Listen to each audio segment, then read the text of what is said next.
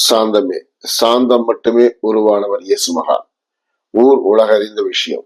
நாங்களும் கண்ணார கண்டது. உள்ளுக்குள் புயல் தொங்கிக் கொண்டிருந்தாலும் அவர் முகத்தை தென்றலை தவிர வேறு எதையும் பார்த்ததில்லை. பல சமயங்களில் அவர் பேசுவதை கூட புரிந்து கொள்வது கஷ்டமான விஷயம்.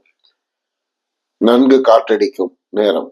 அந்த சமயங்களில் கூட அவர் அமைதியாகத்தான் பேசுவார்.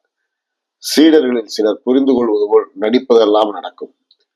சற்று காது கோளாறுடைய பீட்டர், ராபி, உங்களின் வாய் அசைப்புத்தான் தெரிகிறது, யூதாசிடம் கேட்டு தெரிந்து கொள்கிறேன் என்பார். மீண்டும் அவனுக்கு சத்தமாக கூறும் பழக்கமெல்லாம் ராபியிடம் கிடையாது. மென்மையாக புன்னகைப்பார். தன் காதின் மேல் உள்ள வருத்தமோ என்னவோ, மதவெறி காவலர்கள் இயேசுவை பிடித்த போது பட்டயத்தினால் காதைத்தான் வெட்டினார் பீட்டர். ஆனாலும் நெடுங்காலமாய் நின்றும் ஒரு விஷயம், ஏன் சவுக்கெடுத்து அடித்தார்? ஆலய மத வியாபாரிகளிடம் ஏன் வன்முகம் காட்டினார்? இங்கொன்றை குறிப்பிட வேண்டுகிறேன் மகனே. அவரின் நேர்மை சினம் ஒரே ஒரு முறைதான் வெளிப்பட்டதாக வரலாறு கூறுகிறது. அல்ல என்பதை அனுபவித்தோல் கூறுகிறேன். 3-4 முறை சவுக்கையும் கழியையும் மீன்பிடி வலையும் கூட ஆயுதமாய் அவர் பிரயோகித்ததுண்டு. அக்காலத்தில் மீனினம் பெறுவதற்காக யூத கவர்னர் 3 மாதங்களுக்கு யூத கடலில் மீன்பிடிக்க தடை விதிப்பதுண்டு. கடும் காவல் கட்டுப்பாடுகள் உண்டு. அந்த அரபு பகுதிகள் முழுவதுமே மீன் உணவு சார்ந்த பெருவாழ்வு என்பதே உண்மை. அப்படி தடை காலத்திற்கு முன் பெரும் மீன்களை பிடித்து பதனிட்டு காப்பது வழக்கம்.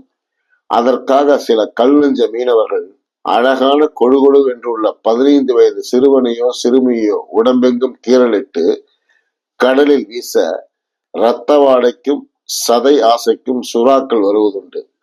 மகனே, யூத இனம் அடித்து அடித்து விரட்டப்பட்டதற்கு, காலமெல்லாம் ஓடிக்கொண்டே இருந்ததற்கு, அவர்கள் தனக்காய் இதயமே இல்லாமல் செய்வதில் வல்லவர்கள் என்று சொல்வதை விட வல்லுநர்கள் என்பதே தமிழ் சிறப்பு. சுறாக்களும் அத்தகைய காலத்தை சிறப்பு காலமாக பாவித்தனர். இந்த காலத்தில் இரத்த சதை கிடைக்கும் என்பது அவைகளுக்கு அனிச்சை கலந்த இச்சையாகி போனது.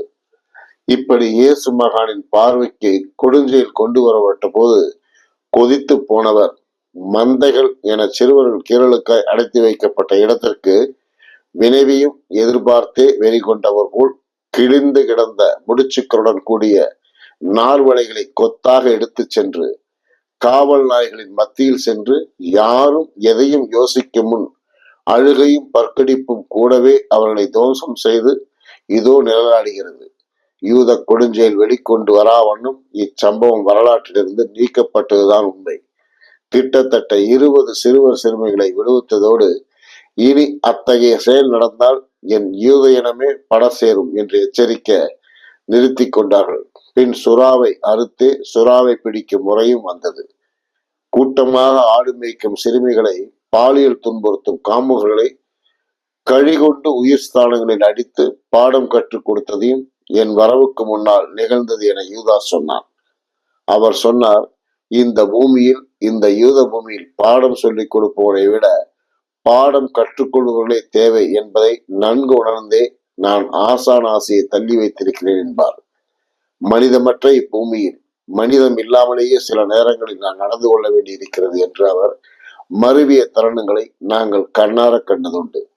பரதவ தேசத்திற்கு இன்னும் மனிதம் என்றால் என்னவென்றே தெரியவில்லை. அவர்களுக்கு முதலில் மனித கடமைகளை ஆசான் பொறுப்போடு என்னால் பணியாற்றும் நிலை வந்தால் எப்பிறப்பிலும் பூரிப்பேன் என்பார். பத்தர் விட்டுட்டு போனது அந்த ஆசான் பணியைத்தான் என்பார்.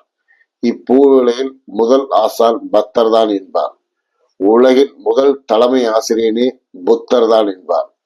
என் பிதாவின் இடத்தில் நான் வலப்பக்கம் அமரும் காலம் வரும்போது ஆசான் பொறுப்பாளரை மட்டும் நான் தேர்ந்தெடுப்பேன். அப்புனித பணிக்கு என் மேற்பார்வையிலேயே பயிற்றுவிக்கப்பட்ட ஆன்மாக்களையே பயிற்றுவிக்கும் பொறுப்பிற்கு நான் பூமிக்கு அனுப்புவேன் என்பார்.